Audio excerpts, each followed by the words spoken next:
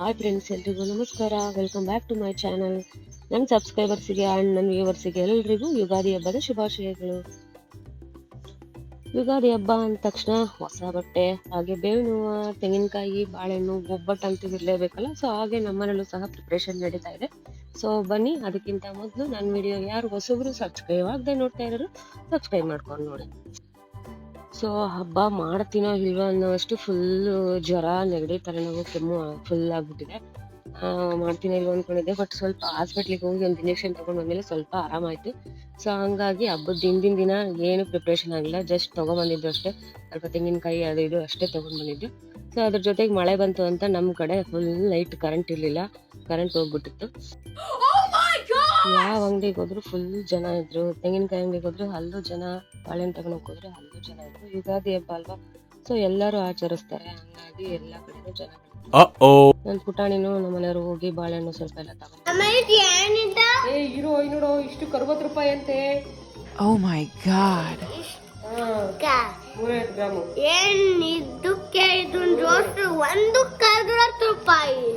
ಅದೊಂದು 60 ರೂಪಾಯಿ ಕೊಬ್ಬರಿ ನೋಡು ಕಣಪ್ಪ. ಸೊ ಮೊದಲನೇ ಸತಿ ಅನ್ಸುತ್ತೆ ಒಣ ಕೊಬ್ಬರಿನ ದುಡ್ಡು ಕೊಟ್ಟು ಬೇವು ಬೆಲ್ಲ ಮಾಡ್ತಾ ಇರೋದು, ಇದೇ ಮೊದಲನೇ ಸತಿ. ತೆಂಗಿನಕಾಯಿ ತರ್ತಿದ್ವಿ, ಬಟ್ ಒಣ ಕೊಬ್ಬರಿ ಇಟ್ಕೊಂಡಿರ್ತಿದ್ದೆ ಯಾವಾಗಾದ್ರೂ ಎಮರ್ಜೆನ್ಸಿಗೆ. ಏನು ಮಾಡೋದು, ಬೇವು ಬೆಲ್ಲ ಮಾಡೋದಕ್ಕೆ ಸ್ವಲ್ಪ ಕೊಬ್ಬರಿ ಬೇಕಾಗಿತ್ತು. ಸೊ ಹಂಗಾಗಿ ನಮ್ಮ ಮನೆಯವ್ರು ತೊಗೊಬಂದರು. ಮಗಳು ಅಪ್ಪ ಇಬ್ಬರು ಸೇರ್ಕೊಂಡು ಹೊರಗಡೆ ಎಲ್ಲ ಕ್ಲೀನ್ ಮಾಡ್ಕೊತಿದ್ರು, ಕಿಟಕಿಗಳು, ಮನೆ ಒರೆಸೋದು ಎಲ್ಲ. ಸೊ ನಾನು ಅಡುಗೆ ಮನೆ ಕ್ಲೀನ್ ಮಾಡಿಕೊಂಡು ನಾನು ಬೇಳೆ ಹಾಕ್ಬಿಡೋಣ ಫಸ್ಟು ಅಂತ ನಾನು ಅಡುಗೆ ಮನೆ ಕಡೆ ಹೋದೆ. ನಾನು ಸ್ವಲ್ಪ ಕಡಲೆಬೇಳೆನೂ ಹಾಕ್ತೀನಿ ಒಬ್ಬಟ್ಟಿಗೆ. ತೊಗರಿಬೇಳೆ, ಕೆಲವರು ಬರೀ ತೊಗರಿಬೇಳೆ ಹಾಕ್ತಾರೆ, ನಾನು ಸ್ವಲ್ಪ ಕಡಲೆಬೇಳೆನೂ ಹಾಕ್ತೀನಿ. ಒಂದು 30% ಕಡಲೆಬೇಳೆ ಹಾಕ್ತೀನಿ, 70% ತೊಗರಿಬೇಳೆ ಹಾಕ್ತೀನಿ. ಸೊ ಈ ಸಲ ಸ್ವಲ್ಪ ಕಡಿಮೆನೇ ಮಾಡ್ತಾಯಿದ್ದೀನಿ, ಜಾಸ್ತಿ ಮಾಡೋಕ್ಕಾಗಲ್ಲ ಬೇಡ ಅಂತ ಹೇಳ್ಬಿಟ್ಟು. ಸೊ ಒಂದು 2 ಅವರ್ ಮುಂಚೆನೇ ಕಡಲೆಬೇಳೆ ನೆನೆಸಿಟ್ಟು ಆಮೇಲೆ ನಾನು ನೀರು ಕಾಯಿಸ್ಬಿಟ್ಟು ಕಡಲೆಬೇಳೆ ಹಾಕ್ತೀನಿ. ಆಮೇಲೆ ಸ್ವಲ್ಪ ಕಡಲೆಬೇಳೆ ಬೆಂದಮೇಲೆ ತೊಗರಿಬೇಳೆ ತೊಳೆದು ಹಾಕ್ತೀನಿ. ಕಡಲೆಬೇಳೆ ಹಾಕೋದ್ರಿಂದ ಹೂರ್ಣ ಸ್ವಲ್ಪ ಚೆನ್ನಾಗಿ ಬರುತ್ತೆ, ಅದೇನೋ ಅಭ್ಯಾಸ ಮೊದಲಿಂದನೂ. ಸ್ವಲ್ಪ ಕಡಲೆಬೇಳೆ ಹಾಕಿ, ಹೆಸರುಬೇಳೆನೂ ರಾತ್ರಿನೇ ನೆನೆಸಿಟ್ಟಿದ್ವಿ. ಅಂಗಡಿ ಹೆಸರುಬೇಳೆ ಅಂತೂ ಸಿಕ್ಕಾಪಟ್ಟೆ ತೊಳಿಬೇಕು, 2-3 ಸತಿ ತೊಳೆದು ಇಡಬೇಕು. ಕೋಸಂಬರಿಗೆ ಬೇಕಲ್ಲ ಹೆಸರುಬೇಳೆ. ಸೊ ಹಂಗಾಗಿ ಹೆಸರುಬೇಳೆ ತೊಳೆದು ಇಟ್ಕೊಂಡಿದ್ದಾಯಿತು. ಮತ್ತು ಕಾಬೂಲ್ ಕಡಲೆಕಾಳು ನೆನೆಸಿದ್ದಿತ್ತು, ಸ್ವಲ್ಪ ಕಾಬೂಲ್ ಕಡಲೆಕಾಳು ಪಲ್ಯ ಮಾಡ್ಕೊಳ್ಳೋಣ ಉಸ್ಲಿ ಅಂತ ಹೇಳ್ಬಿಟ್ಟು ಕುಕ್ಕರ್ಗೆ ಹಾಕಿ ಕೂಗಿಸ್ಕೊಂಡು ಇಟ್ಕೊಂಡ್ರೆ ನಮ್ಮ ಮನೆಯವರು ಯಾರಾದರೂ ಒಗ್ಗರಣೆಗೆ ಹಾಕ್ತಾರೆ ಅಂತ ಕುಕ್ಕರ್ಗೆ ಹಾಕಿ ಕೂಗಿಸ್ತಾ ಇದ್ದೀನಿ. ಅಪ್ಪ ಮಗಳದಿನ್ನೂ ಹೊರಗಡೆ ಕ್ಲೀನಿಂಗ್ ಮುಗ್ದಿರಲಿಲ್ಲ. ನನ್ನ ಬೇಳೆ ಬೇರೆ ಬೇಯ್ತಾ ಇತ್ತು, ತೆಂಗಿನಕಾಯಿ ರೆಡಿ ಮಾಡ್ಕೋಬೇಕು, ಬೆಲ್ಲ ಚಚ್ಕೋಬೇಕು ಅನ್ನೋ ಅಷ್ಟೊತ್ತಿಗೆ ನನ್ನ ಪುಟಾಣಿ, ನಾನು ಚಚ್ಕೊಡ್ತೀನಮ್ಮ ಅಂತ ನನ್ನ ಪುಟಾಣಿ ಬಂತು ಬೆಲ್ಲ ಚಚ್ಕೊಡೋಕ್ಕೆ. ಸೊ ಕರೆಂಟ್ ಬೇರೆ ಬಂತು, ಹೋಗೋವಷ್ಟು ಇನ್ನು ಹೋಗುತ್ತೆ ಅನ್ನೋ ಭಯಕ್ಕೆ ಬೇಗ ಸಾರಿಗೆ ಖಾರ ರುಬ್ಕೊಳ್ಳೋಣ, ಜೊತೆಗೆ ಹೂರ್ಣ ಎಲ್ಲ ರುಬ್ಕೋಬೇಕು ಅಂತ ಫಸ್ಟು ಬೇಳೆದು ಒಬ್ಬಟ್ಟಿನ ಮುಗಿದ್ಬಿಡ್ಲಿ ಅಂದ್ಕೊಂಡು. ಕೈ ಹುಷಾರು ಪಾಪು, ಅದು ಜಸ್ಟ್ ಬೆಲ್ಲ ಕಲ್ಲಲ್ಲ, ಅಷ್ಟೊಂದು ಎಫರ್ಟ್ ಹಾಕ್ಬೇಡ, ನಿಧಾನಕ್ಕೆ ಚೆಚ್ಚು. ತುಂಬ ಎಫರ್ಟ್ ಹಾಕಿದ್ರೆ ಎಲ್ಲ ಕೆಳಗಡೆ ಚೆಲ್ಲೋಗುತ್ತದು. ಜಾಸ್ತಿ ತಿನ್ಬೇಡ ಪಾಪು, ಒಂದ್ಸತಿ ಹಾಕೊಂಡಿದೀಯಾ ಅಷ್ಟೇ ಸಾಕು. ಸ್ವಲ್ಪ ದಪ್ಪ ಅರಳಿರೋದೆಲ್ಲ ಸಣ್ಣ ಮಾಡೋ, ಅಷ್ಟು ದಪ್ಪ ಬಿಡ್ಬೇಡ. TV ಯೂನಿಟ್ ಎಲ್ಲ ಹೊಸದಾಗಿತ್ತಲ್ವ, ಏನೂ ತಂದಿಲ್ಲ ಹೊಸದು. ಸೊ ಇರೋದನ್ನ ಸ್ವಲ್ಪ ಆ ಕಡೆ ಈ ಕಡೆ ಇಡೋಣ ಅಂದ್ಕೊಂಡು ಒಂದು ಮನಿ ಪ್ಲ್ಯಾಂಟ್ ಗಿಡ ಆ ಕಡೆ ಇಟ್ಟಿದ್ದೆ. ಸೊ ನಾನು ಸ್ವಲ್ಪ ಆ ಕಡೆ ಈ ಕಡೆ ಚೇಂಜ್ ಮಾಡ್ತಾ ಇರ್ತೀನಿ. TV ಯೂನಿಟ್ ಮೇಲೆ ಇಟ್ಟೆ ಚೆನ್ನಾಗಿ ಕಾಣಿಸುತ್ತೆ ಅನ್ನಿಸ್ತು, ಸೊ ಇಟ್ಟೆ ಚೆನ್ನಾಗಾಯಿತು. ಸೊ ಅಷ್ಟೊತ್ತಿಗೆ ನಮ್ಮ ಮನೆಯವರು ಹೊರಗಡೆ ಕ್ಲೀನ್ ಮಾಡ್ಕೊಂಡ್ಬಂದು ಸ್ನಾನ ಮಾಡ್ಕೊಂಡು ಬಂದು ತೆಂಗಿನಕಾಯಿ ತುರ್ಕೊಡೋಕೆ ಸ್ಟಾರ್ಟ್ ಮಾಡಿದ್ರು. ಸೊ ಬೇಳೆಗೆ ತೆಂಗಿನಕಾಯಿ ಬೆಲ್ಲ ಹಾಕಿದ ತಕ್ಷಣವೇ ನಾನು ಬೆಳಗ್ಗೆ ಕಲಿಸ್ಕೊಂಡ್ಬಿಡ್ಬೇಕಿತ್ತು, ಬಟ್ ಹೇಳಿದ್ನಲ್ಲ ಎಲ್ಲ ಕ್ಲೀನಿಂಗು ಎಲ್ಲ ಬೆಳಗ್ಗೆನೇ ಆಗೋಯ್ತು ಅಂತ ಲೇಟ್ ಆಯಿತು. ಸೊ ಹಂಗಾಗಿ ಕಣಕ ಕಲಿಸೋದೂ ಸಹ ಲೇಟ್ ಆಯಿತು. ಸೊ ಆದರೂ ಇರಲಿ ಅಂತ ಹೇಳ್ಬಿಟ್ಟು ಫಸ್ಟ್ ಕಣಕ ಕಲಸಿಟ್ಕೊಂಬಿಡೋಣ, ಅಟ್ಲೀಸ್ಟ್ ಒಂದು 2 ಅವರ್ ಆದರೂ ನೆಂದರೆ ಒಬ್ಬಟ್ಟು ಚೆನ್ನಾಗಿ ಬರುತ್ತೆ. ಸೊ ಹಂಗಾಗಿ ನಾನು ಸ್ವಲ್ಪ ನೀರಿಗೆ ಅರಿಶಿನ, ಒಂದು 1/4 ಭಾಗ ಚಿರೋಟಿ ರವೆ, ಒಂದು 3/4 ಭಾಗ ಮೈದಾ ಹಾಕ್ತೀನಿ. ಯಾವಾಗಲೂ ಅರ್ಧ ಹಾಕ್ತೀನಿ. ಸೊ ಅಂದರೆ ರಾತ್ರಿ ನೆನೆಸಿಡಿದ್ರೆ ಮಾತ್ರ ಅರ್ಧ ಚಿರೋಟಿ ರವೆ, ಅರ್ಧ ಮೈದಾ ಹಾಕ್ಕೊತೀನಿ. ಇವಾಗ ಬೆಳಗ್ಗೆ ಮಾಡೋದ್ರಿಂದ ಚಿರೋಟಿ ರವೆ ಬೇಗ ನೆನೆಯಲ್ಲ. ಸೊ ಹಂಗಾಗಿ 3/4 ಭಾಗ ಮೈದಾ ಇಟ್ಟು 1/4 ಭಾಗ ಚಿರೋಟಿ ರವೆ ಹಾಕಿ ಕಲಿಸ್ಕೊತೀನಿ. ಎಷ್ಟು ಹುಷಾರಾಗಿ ಕಲಿಸಿದ್ರೂ ಸಾಕಾಗಲ್ಲ ಈ ಕಣಕ ಅಂತೂ. ಒಂಚೂರು ಮಾಡಿದ್ರೆ ಒಬ್ಬಟ್ಟೆಲ್ಲ ಹಾಳಾಗೋಗುತ್ತೆ. ಸೊ ಹಂಗಾಗಿ ನಮ್ಮ ಮನೆಯವ್ರು ನೀರು ಹಾಕ್ತೀನಿ ಅಂದರು, ಬೇಡ ನಾನೇ ಹಾಕ್ಕೊಂಡು ನಾನೇ ಕಲಿಸ್ತೀನಿ ಅಂತ ಹೇಳ್ಬಿಟ್ಟು. ಸೊ ಫೈನಲಿ ಚೆನ್ನಾಗೇ ಬಂತು ಕಣಕ. ಸೊ ನಾನು ಕಣಕ ಎಲ್ಲ ರೆಡಿ ಮಾಡಿ ಇಟ್ಕೊಳ್ಳೋ ಅಷ್ಟೊತ್ತಿಗೆ ನಮ್ಮ ಮನೆಯವರು ಸ್ನಾನ ಮಾಡ್ಕೊಂಬಂದು ಕಾಯಿ ತುರ್ಕೊಟ್ರಲ್ಲ. ಆಮೇಲೆ ನಾನು ಸ್ವಲ್ಪ ಕಡಲೆಕಾಳು ನಾನೇ ಒಗ್ಗರಣೆಗೆ ಹಾಕ್ಕೊಡ್ತೀನಮ್ಮ ಉಸ್ಲಿನ ಅಂತ ಹೇಳ್ಬಿಟ್ಟು ಅವರೇ ಕಡಲೆಕಾಳು ಉಸ್ಲಿ ಮಾಡಿಕೊಟ್ರು. ಅವ್ರಿಗೆಲ್ಲ ಬರುತ್ತೆ ಆಲ್ಮೋಸ್ಟ್, ಚೆನ್ನಾಗಿ ಮಾಡ್ತಾರೆ ಆ್ಯಕ್ಚುಲಿ. ಹಂಗೆ ಚಿತ್ರಾನ್ನನೂ ಸಖತ್ತಾಗಿ ಮಾಡ್ತಾರೆ. ಸೊ ಚಿತ್ರಾನ್ನನೂ ಅವರೇ ಒಗ್ಗರಣೆಗೆ ಹಾಕ್ತೀನಿ ಅಂತ, ಸೊ ಚಿತ್ರಾನ್ನನೂ ಅವರೇ ಒಗ್ಗರಣೆಗೆ ಹಾಕ್ತಾಯಿದ್ದಾರೆ. ಸೊ ಅಷ್ಟೊತ್ತಿಗೆ ನನ್ನ ಪುಟಾಣಿ ಹೊಟ್ಟೆ ಹಸು ಅಂತ ಸ್ಟಾರ್ಟ್ ಮಾಡ್ದೆ. ಅವನಿಗೆ ಅಂದರೆ ಅಲ್ಲು ಉದ್ರದೇ ಇರೋ ಮಕ್ಕಳಿಗೆ ದೇವ್ರಡಿಗೆ ಇಟ್ಟು ಕೊಡ್ಬೋದು ಅಂತ ಹೇಳ್ತಾರೆ. ಸೊ ಹಂಗಾಗಿ ಅಲ್ಲಿ ಉದ್ರುಬಿಟ್ರೆ ಮಕ್ಕಳಿಗೆ ಅದನ್ನು ಕೊಡಬಾರ್ದು, ಪೂಜೆಗೆ ಫಸ್ಟ್ ಇಡಬೇಕು ಅಂತ. ನನ್ನ ಪುಟಾಣಿಗೆ ಇನ್ನೂ ಅಲ್ಲುದ್ರಿಲ್ಲಲ್ಲ. ಸೊ ಹಂಗಾಗಿ ಸ್ವಲ್ಪ ಚಿತ್ರಾನ್ನ ಕೊಟ್ಬಿಡೋಣ ಅವನಿಗೆ ಅಂದ್ಕೊಂಡು ಮಾಡಿದ್ರೆ ಬೇಗ ಬಟ್ ಅವ್ನು ತಿನ್ನಲೇ ಇಲ್ಲ. ಅಟ್ಲೀಸ್ಟ್ ಹೂರಣ ತಿಂತಾನೆ. ನಾವೆಲ್ಲ ಚಿಕ್ಕ ಹುಡುಗರಲ್ಲಿ ಹೂರಣ ಕೊಡ್ತಿದ್ರು, ಅಂದರೆ ಅಲ್ಲಿ ಉದ್ರದೇ ಇದ್ದಾಗ ಕೊಡ್ತಿದ್ರು, ಇಷ್ಟಪಟ್ಟು ತಿಂತಿದ್ವಿ. ಈಗಿನ ಮಕ್ಕಳೆಲ್ಲ ಅಷ್ಟೊಂದು ಇಷ್ಟಪಟ್ಟು ತಿನ್ನಲ್ಲ, ಏನೋ ಒಂದು ಒಬ್ಬಟ್ಟು ತಿನ್ನಬೇಕು ಅಂತ ತಿಂತಾವಷ್ಟೆ. ಸೊ ಫೈನಲಿ ಕರೆಂಟ್ ಹೋಗುತ್ತೆ ಅಂತ ಬೇಳೆನೂ ಬೇಯಿಸ್ಕೊಂಡಿದ್ದಾಯಿತು, ಹೂರ್ಣ ರುಬ್ಕೊಂಡಿದ್ದಾಯಿತು. ಬೇವು ಬೆಲ್ಲ ಮಾಡ್ಕೋಬೇಕಲ್ವ, ನಮ್ಮ ಕಡೆ ಇದು ಬೇವು ಬೆಲ್ಲ ಸ್ಪೆಷಲ್ಲು. ತುಂಬ ಚೆನ್ನಾಗಿ ಮಾಡ್ತೀವಿ, ತುಂಬ ಚೆನ್ನಾಗೂ ಇರುತ್ತೆ. ಆವತ್ತಿನ ದಿನಕ್ಕೆ ಸ್ವಲ್ಪನೇ ಮಾಡ್ಕೊಳ್ತೀವಿ, ಅದು ನೆಕ್ಸ್ಟ್ ಡೇಗೆ ಅಷ್ಟು ಚೆನ್ನಾಗಿರಲ್ಲ.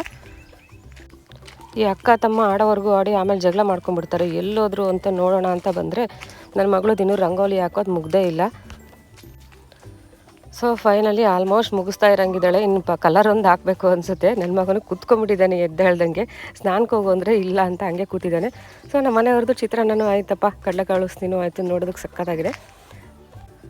ಸೊ ನಂದು ಒಬ್ಬಟ್ಟಿನ ಸಾರು ಫೈನಲಿ ಆಯಿತು, ಸಕ್ಕತ್ತಾಗಿ ಕಾಣಿಸ್ತಾ ಇತ್ತು, ಚೆನ್ನಾಗಿ ಬಂದಿದೆ ಅಂದ್ಕೊತೀನಿ. ಆ್ಯಕ್ಚುಲಿ ಸಾರನ್ನು ಸಹ ಈ ಸಲ ಕಡಿಮೆ ಮಾಡಿಕೊಂಡೆ, ತುಂಬ ಜಾಸ್ತಿ ಮಾಡ್ತಿದ್ದೆ. ಆವಾಗವಾಗ ಒಂದು 2-3 ದಿನ ಇಟ್ಕೊಂಡು ತಿನ್ನೋ ಥರ ಜಾಸ್ತಿನೇ ಮಾಡ್ತಿದ್ದೆ. ಈ ಸಲ ಸ್ವಲ್ಪ ಕಡಿಮೆ ಮಾಡ್ಕೊಂಡಿದ್ದೀನಿ. ಒಬ್ಬಟ್ಟಿನ ಸಾರು ಅಂದರೆ ನಮ್ಮ ಆಲ್ಮೋಸ್ಟು ಚಪಾತಿಗೆ, ರೊಟ್ಟಿಗೆ ಎಲ್ಲದಕ್ಕೂ ತಿಂತೀವಿ. ಬಿಸಿ ಮುದ್ದೆಗಂತೂ ಒಂದು 2-3 ದಿನ ಆದಮೇಲೆ ಅಷ್ಟು ಚೆನ್ನಾಗಿರುತ್ತೆ ಒಬ್ಬಟ್ಟಿನ ಸಾರು. ಸೊ ಹಂಗಾಗಿ ಸ್ವಲ್ಪ ಜಾಸ್ತಿನೇ ಮಾಡ್ಕೊತೀವಿ. ಅದ್ರ ಜೊತೆಗೆ ಬೇರೆ ಸಾರು ಮಾಡ್ತಿರ್ತೀವಿ, ಆದರೂ ಫ್ರಿಜ್ಜಲ್ಲಿ ಇಟ್ಕೊಂಡು ಒಂದೊಂದು ಸ್ವಲ್ಪ ಹಾಕ್ಕೊತಾ ಇರ್ತೀವಿ ಬೇರೆ ಅದ್ರ ಜೊತೆಗೆ. ಅದು ಬಿಸಿ ಮಾಡ್ತಾ ಇನ್ನೂ ಟೇಸ್ಟ್ ಸಖತ್ತಾಗಿ ಆಗ್ತಾ ಇರುತ್ತೆ. ಬೇರೆ ಟೈಮಲ್ಲಿ ಅದೇನೋ ಮಾಡಬೇಕು ಅನ್ಸಲ್ಲ, ಹಿಂಗೆ ಹಬ್ಬಗಳಲ್ಲಿ ಮಾತ್ರನೇ ಅಷ್ಟೇ. ಸೊ ಫೈನಲಿ ಒಬ್ಬಟ್ಟಿನ ಸಾರು ಆಯ್ತಲ್ಲ. ಬೇವು ಬೆಲ್ಲ ಮಾಡ್ಕೊಳ್ಳೋಕ್ಕೆ ಬೇವಿನ ಹೂವು ಎಲ್ಲ ಕಿತ್ಕೊಂಡ್ಬಂದಿದ್ವಲ್ಲ, ಸ್ವಲ್ಪ ಬಿಡಿಸ್ಕೋಬೇಕು, ಅದನ್ನು ಚಿಕ್ಕದಾಗಿ ಬಿಡಿಸ್ಕೊಂಡು ಬೇವು ಬೆಲ್ಲ ಮಾಡ್ಕೊಳ್ಳೋಣ ಅಂತ ನಾನು ಸ್ವಲ್ಪ ಕುತ್ಕೊಂಡಂಗೂ ಆಗುತ್ತೆ, ಬೇವಿನ ಹೂವು ಬಿಡಿಸ್ದಂಗೂ ಆಗುತ್ತೆ ಅಂತ ಕುತ್ಕೊಂಡು ಬಿಡಿಸ್ಕೊಂಡೆ. ಅಷ್ಟೊತ್ತಿಗೆ ಮಗಳನ್ನು ದೇವ್ರ ಮನೆ ರೆಡಿ ಮಾಡ್ಕೊಳ್ಳೋಕೆ ಸ್ಟಾರ್ಟ್ ಮಾಡ್ಕೊಂಡ್ಳು. ಸೊ ನನ್ನ ಥರನೇ ನನ್ನ ಮಗಳೂ ನಿಧಾನಕ್ಕೆ ಮಾಡ್ತಾಳೆ ದೇವ್ರ ಮನೆ ಪ್ರಿಪ್ರೇಷನ್ನ. ಸೊ ಅಮ್ಮ ಹಬ್ಬ ಐತೆ ಕಣೆ, ಬೇಗ ಮಾಡು ತಾಯಿ ಅಂತ ಹೇಳ್ತಾ ಇದ್ದೆ. ಸೊ ಬೇವು ಬೆಲ್ಲ ಅಂದರೆ ನೋಡಿ, ಸ್ವಲ್ಪ ಬೆಲ್ಲ ಮಿಕ್ಸಿಗೆ ಹಾಕ್ಕೊಂಡ್ಬಿಟ್ಟು ಆಮೇಲೆ ಸ್ವಲ್ಪ ಕೊಬ್ಬರಿ ತುರ್ದು ಹಾಕ್ಕೊತೀವಿ. ಜೊತೆಗೆ ಬೇವಿನ ಹೂವು ಎಷ್ಟು ಬೇಕೋ ಅಷ್ಟು ಹಾಕೊಂಚು, ಜಾಸ್ತಿ ಹಾಕ್ಕೊಂಡು ನಡೆಯುತ್ತೆ, ಒಂದು ದಿವಸ ಅಲ್ವಾ ತಿನ್ಬೋದು. ಸ್ವಲ್ಪ ಕಡಲೆ ಹಾಕ್ಕೋಬೇಕು, ಜಾಸ್ತಿ ಹಾಕ್ಕೋಬಾರ್ದು. ಇಷ್ಟೇ ನೋಡಿ, ಬೇವಿನ ಹೂವು ಬೇವು ಬೆಲ್ಲ ರೆಡಿ ಆಗಿಬಿಡುತ್ತೆ.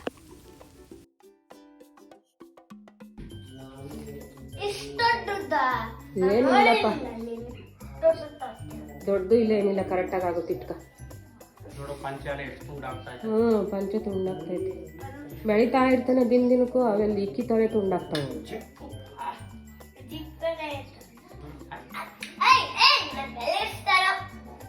ಇಲ್ಲ ಕಣ, ಕಿವಿ ಇರಿಸ್ತಿಲ್ಲ, ಏನು ಇರಿಸ್ತಿಲ್ಲ. ಸೊ ಯುಗಾದಿ ಅಂದರೆ ಮಾವಿನ ತೋರಣ ಇರಲೇಬೇಕಲ್ವ. ಸೊ ಅಪ್ಪ ಮಗ ಮಾವಿನ ತೋರಣ ಕಟ್ಟಕ್ಕೆ ಸ್ಟಾರ್ಟ್ ಮಾಡ್ಕೊಂಡ್ರು. ನಾನು ಪುಟಾಣಿಗೆ ತೆಕ್ಕೊಡ್ತಾ ಇದ್ದ ಒಂದೊಂದೇ ನೀಟಾಗಿ ನಮ್ಮ ಮನೆಯವರೆಲ್ಲ ಬಿಡಿಸಿ ಈಕ್ವಲಾಗಿರೋದೆಲ್ಲ ಜೋಡಿಸಿ ಕೊಟ್ಟಿದ್ರು. ಒಂದೊಂದೇ ಕೊಡ್ತಾ ಇದ್ದ, ಅವರು ಜೋಡಿಸ್ಕೊಂಡು ಕಟ್ತಾಯಿದ್ರು.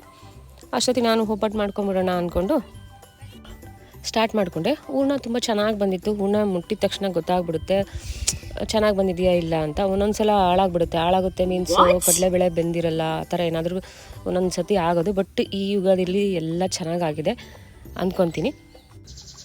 ಸ್ವಲ್ಪ ಪೂಜೆಗೆ ಮಾತ್ರ, ಬೆಳಗ್ಗೆ ಊಟಕ್ಕೆ ಮಾತ್ರ ಸ್ವಲ್ಪ ಮಾಡ್ಕೊಳ್ಳೋಣ, ಜಾಸ್ತಿ ಮಾಡ್ಕೊಂಡು ಕೂತ್ಕೊಂಡ್ರೆ ಪೂಜೆಗೆ ಲೇಟ್ ಆಗುತ್ತೆ ಅಂತ ಹೇಳ್ಬಿಟ್ಟು ಸ್ವಲ್ಪ ಪೂಜೆಗೆ ಮಾತ್ರ ಮಾಡ್ಕೊತಾ ಇದ್ದೀನಿ.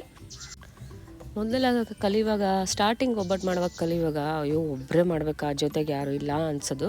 ಅಂದರೆ ಈಗ ಹೂರ್ಣ ಕಟ್ಕೊಡೋಕೊಬ್ರು ಬೇಕು, ಬೇಯಿಸೋಕೊಬ್ರು ಬೇಕು ಅನ್ಸೋದು. ಇವಾಗ ಯಾರಾದರೂ ಬಂದರೆ ಯಾಕೆ ಬರ್ತಾರಪ್ಪ, ನಾವು ಒಬ್ಬರೇ ಮಾಡ್ಕೊತೀವಿ ಅನಿಸುತ್ತೆ.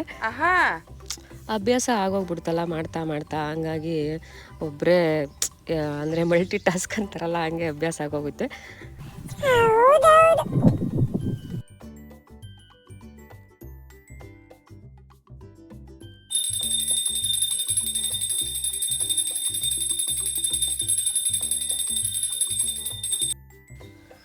ಫೈನಲಿ ಅಡುಗೆ ಪೂಜೆ ಎಲ್ಲ ಆಯಿತು, ಎಲ್ಲ ಚೆನ್ನಾಗಾಗಿತ್ತು. ನನ್ನ ಪುಟಾಣಿನೂ ಆರಾಮಾಗಿದ್ದ. ಪುಟಾಣಿ ಇಷ್ಟೊಂದು ಸ್ವಲ್ಪ ಚಿಕ್ಕವನಾಗಿದ್ದಾಗೆಲ್ಲ ಸ್ವಲ್ಪ ಕಿರಿಕಿರಿ ಮಾಡ್ತಾ ಇದ್ದ, ಒಳ್ಳೆ ಹಬ್ಬಗಳಲ್ಲಿ ಕಿರಿಕಿರಿ ಮಾಡ್ತಿದ್ದ, ಅವನು ಆರಾಮಾಗಿದ್ದ. ಸೊ ಅಡುಗೆನೂ ಎಲ್ಲ ಸಖತ್ತಾಗಿತ್ತು. ಲೇಟಾಗಿ ಎದ್ರೂ ತುಂಬ ಚೆನ್ನಾಗಾಗಿತ್ತು. ಕಡಲೆಕಾಳು ಉಸ್ಲಿ ಆಗಿರ್ಬೋದು, ಚಿತ್ರಾನ್ನ ಆಗಿರ್ಬೋದು, ಹಾಗೆ ಒಬ್ಬಟ್ಟಿನ ಸಾರು, ಜೊತೆಗೆ ಕೋಸಂಬರಿ. ಸೊ ನಮ್ಮ ಮನೆಯವ್ರು ಪೂಜೆ ಮಾಡಿದ್ದಾದಮೇಲೆ ನಾವು ಎಲ್ಲರೂ ಪೂಜೆ ಮಾಡಿಕೊಂಡು ಸೊ ಬೇವು ಮಾಡಿದ್ನಲ್ಲ, ಬೇವು ಬೆಲ್ಲ ಅದನ್ನು ಪ್ರಸಾದ ತೊಗೊಂಡ್ವಿ. ಹೆಂಗಂದ್ರೂ 11 ಗಂಟೆ 11:15 ಆಗೋಯ್ತು ಪೂಜೆ ಆಗೋ ಅಷ್ಟೊತ್ತಿಗೆ. ಇಟ್ಸ್ ಓಕೆ, ಪೂಜೆ ಎಷ್ಟೊತ್ತಿಗೆ ಆಯ್ತು ಅನ್ನೋದಕ್ಕಿಂತ ಹೆಂಗಾಯ್ತು ಅನ್ನೋದು ಮುಖ್ಯ ಅಲ್ವಾ. ತುಂಬ ಚೆನ್ನಾಗಾಯಿತು ಆ್ಯಕ್ಚುಲಿ. ಇದಾಗಿತ್ತು ಫ್ರೆಂಡ್ಸ್ ನಮ್ಮನೆ ಯುಗಾದಿ ಹಬ್ಬ ಸೆಲೆಬ್ರೇಷನ್ ಅಂತ ಹೇಳ್ಬೋದು. ನಿಮಗೆಲ್ಲ ಇಷ್ಟ ಆಗಿದೆ ಅಂದ್ಕೊತೀನಿ. ಇಷ್ಟ ಆಗಿದರೆ ಒಂದು ಲೈಕ್ ಮಾಡಿ ಪ್ಲೀಸ್. ನೋಡ್ತೀರಾ, ಲೈಕ್ ಮಾಡಲ್ಲ, ಪ್ಲೀಸ್ ಲೈಕ್ ಮಾಡಿ, ಹಾಗೆ ಕಮೆಂಟ್ಸ್ ಮಾಡಿ ಹೇಗಿತ್ತು ಅಂತ. ಸೊ ದೇವ್ರ ಮನೇಲಿ ದೇವ್ರ ಎಡೆಗೆ ಅಂತ ನಾವು ಇಟ್ಟಿರ್ತೀವಲ್ವ, ಎಲ್ಲ ಮಡಿಯಿಂದನೇ ಮಾಡಿ ಇಡೋದು, ಯಾವುದನ್ನು ಹಂಗೆ ಇಡಲ್ಲ. ಬಿಕಾಸ್ ಬೆಳಗ್ಗೆ ಎದ್ದ ತಕ್ಷಣ ಸ್ನಾನ ಮಾಡಿ ಪ್ರತಿಯೊಂದು ಸ್ನಾನ ಮಾಡ್ಕೊಂಡು ಮಡಿಯಿಂದನೇ ಮಾಡೋದು. ಅದಕ್ಕೋಸ್ಕರನೇ ಎಡೆ ಅಂತ ಹೇಳ್ಬಿಟ್ಟು ನಾವು 2 ಎಡೆ ಇಟ್ಟಿರ್ತೀವಿ ದೇವ್ರ ಮನೇಲಿ. ಸೊ ಪೂಜೆ ಎಲ್ಲ ಆಗಿ ಒಂದು 10 ನಿಮಿಷ ಬಿಡಬೇಕಷ್ಟೇ, ತುಂಬ ಜಾಸ್ತಿ ಹೊತ್ತು ಬಿಡಬಾರ್ದು ದೇವ್ರ ಮನೇಲಿ ಎಡೆ ಅಂತಾರೆ. ಸೊ 10 ನಿಮಿಷ ಆದಮೇಲೆ ನಾನು ಎಡೆ ತೆಗೆದು ಎಡೆನೇ ತಿಂದ್ಕೊಳಕ್ಕೆ ಸ್ಟಾರ್ಟ್ ಮಾಡಿಕೊಂಡೆ. ಇಷ್ಟ ಆಗಿತ್ತು ಫ್ರೆಂಡ್ಸ್, ನಿಮಗೆಲ್ಲ ಇಷ್ಟ ಆಗಿದೆ ಅಂದ್ಕೊತೀನಿ. Thank you for watching. Next ವ್ಲಾಗಲ್ಲಿ ಸಿಗೋಣ. ಬಾಯ್ ಬಾಯ್. Goodbye.